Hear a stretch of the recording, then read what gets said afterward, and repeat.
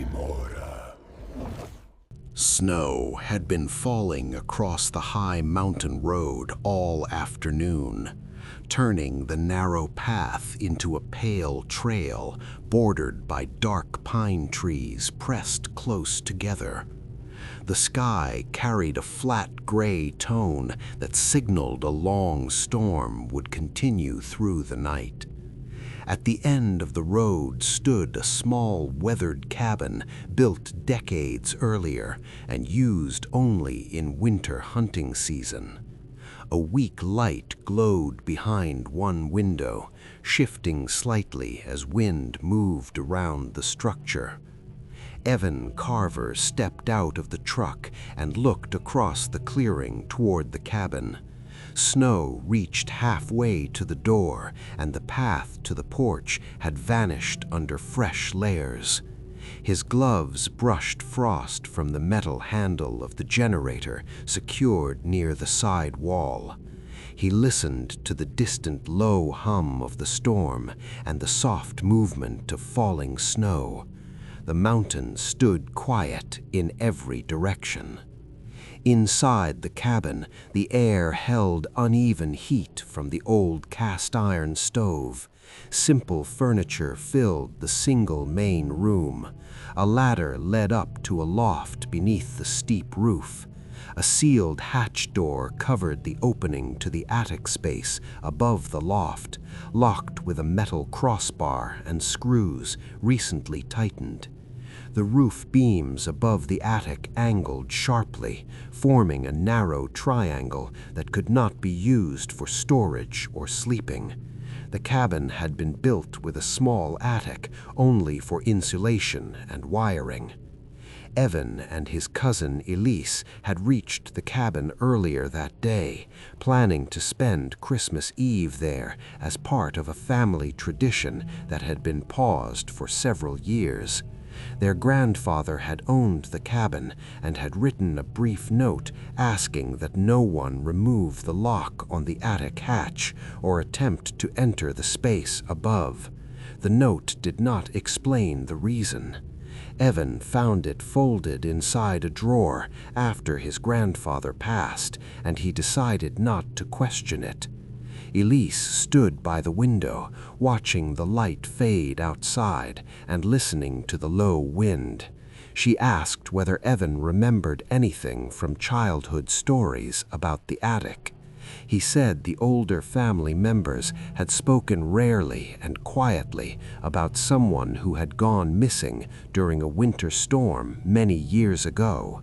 No details had ever been shared, and the cabin had stayed closed each December after that. This year was the first time anyone returned. The generator outside provided power for a few lamps and the small heater near the stove.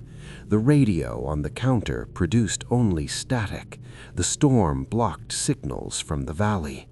They placed blankets on the couch and heated simple meals on the stove.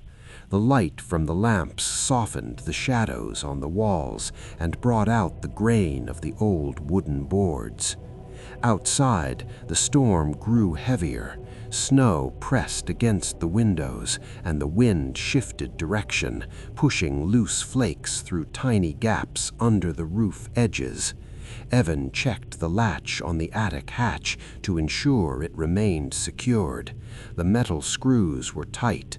The wood around the frame looked older than the rest of the ceiling, darker and rougher, as if replaced at some point long before.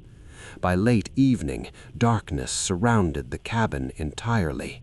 No light reached the clearing from the valley below. The trees formed vertical shapes in the storm, indistinct and unmoving. Inside, the temperature stabilized briefly, then dropped again as the wind increased its pressure against the exterior. Elise sat near the stove and wrapped a blanket around her shoulders. Evan adjusted the heater setting and added another log. At 11:30 p.m., a sound carried through the roof. It resembled something shifting above the ceiling, a single measured movement that echoed in the spaces between beams. Evan looked up and listened. The sound did not repeat immediately. Elise asked whether it was the wind pushing snow across the shingles. Evan said that was possible. Several minutes passed before the sound returned. It came as a step, distinct and heavier than settling wood. Then another step followed, located directly above the loft ladder and close to the attic hatch. The pressure of the sound carried weight that could not be explained by snow sliding across the roof surface. Elise turned off the radio and waited. The steps moved slowly, one at a time, pacing in a straight line along the length of the attic space. They traveled from one end to the other, then stopped. The cabin became completely silent, the wind falling away for a moment as if held in a pocket of stillness. The air inside felt thicker, harder to draw breath through. Evan climbed halfway up the loft ladder to check the hatch. The metal crossbar held firm. The screw heads showed no sign of movement. He pressed his hand flat against the wood and felt a deep cold that did not match the surrounding temperature. The hatch surface seemed to absorb heat from his palm rather than holding it. Snow began falling through the ceiling. It came not from gaps between boards, but from directly beneath the attic hatch. Small particles drifted downward slowly, as if passing through an unseen space inside the wood. They fell in a narrow line to the center of the floor. The snow did not melt immediately on touching the boards. Elise watched in silence as the flakes gathered in a small shape like a footprint forming in reverse. Another sound traveled through the attic. It was a voice, but not through open air. The tone moved through the wood, vibrations carried downward as if spoken against the interior beams. The voice did not form recognizable words. It repeated in a calm, steady rhythm, rising and falling without emotion. Elise stepped backward toward the stove. Evan kept his hand against the hatch, unaware he was still touching it. Footsteps resumed. This time they moved directly above the hatch and stopped. The voice shifted to a lower tone that suggested focus. Evan remained still. The snow continued falling through the wood in thin streams. The hatch surface vibrated lightly under his palm. Midnight arrived. The sound of a distant bell carried through the storm outside, faint but clear. With the final tone, the attic hatch grew colder. Frost formed along the edges. The voice ceased instantly. Silence pressed into the cabin again. Evan climbed down from the ladder and stepped away from the hatch. Snow kept falling through the roof, collecting in a narrow path that extended from the loft ladder to the threshold. Elise watched the pattern form and mentioned that the path resembled boot prints stepped through snow rather than random falling. The wind outside stopped completely. The cabin walls held still. The power flickered once, then steadied. Both Evan and Elise remained silent, watching the lines of snow deepen across the floor. They did not melt. The temperature around them dropped sharply, their breath visible in the air. The attic hatch shifted. The sound of wood tightening under pressure rolled through the cabin. The crossbar bent slightly as though stressed from the other side. Elise stepped back farther. Evan reached for the heater, unsure why. He did not turn it on. Footsteps sounded again in the attic. They moved in a straight line toward the hatch, stopped directly above it, and paused. Another line of snow fell, forming the shape of a second footprint beside the first. The cold intensified around the ladder. Evan spoke quietly, saying that no one had been in the attic since their grandfather's time. Elise said their grandfather had stayed in the cabin alone every winter until his health prevented it. She said she heard fragments of conversation once about someone lost in a snowstorm near the cabin decades earlier. Rescue teams never found the body. After that winter, the attic hatch was sealed. The sound resumed, this time in the form of a slow and deliberate movement against the hatch, as if a hand pressed from the other side. The wood flexed slightly, but did not break. The snow falling gained speed, collecting at a steady pace between the ladder and the door.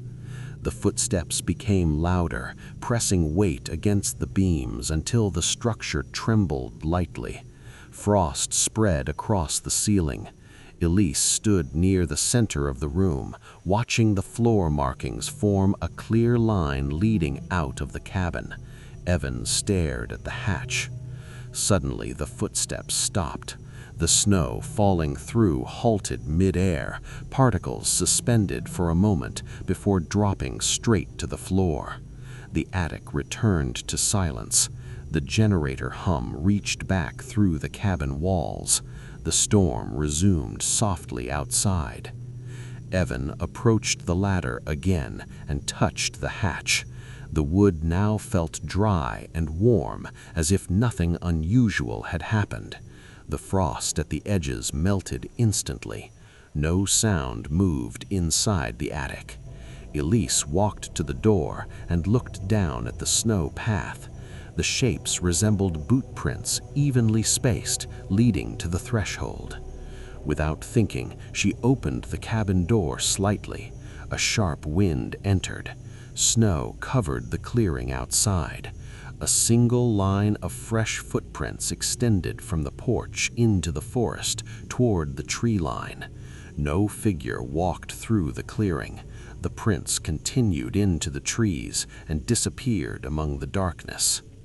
Evan stepped onto the porch and watched the forest. The wind slowed around them. Snow fell in soft, thin flakes.